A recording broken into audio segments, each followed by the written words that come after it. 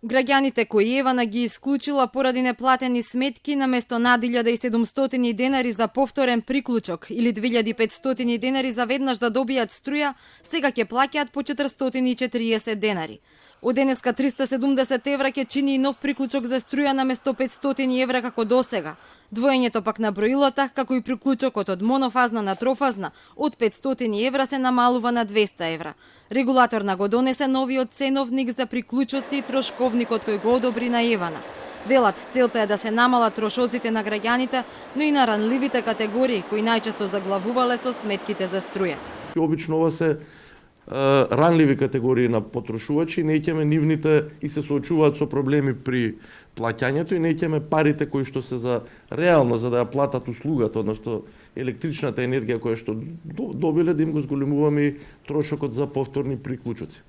Бислимовски вели ја исправиле и неправдата за граѓаните во општините каде не се донесени деталните урбанистички планови, на кои Евана за нов приклучок им наплаќала над 2000 евра. Со новите мрежни правила за дистрибуција, имајќи во предвид дека граѓаните не се виновни за инертноста на општините, Регулаторната комисија за енергетика и водни услуги го зголеми опфатот на домаќинствата кои што ќе се стекнат со стандарден приклучок. Значи, повеќе ќе нема нестандардни приклучоци кои што изнесуваат повеќе од 2000 евра.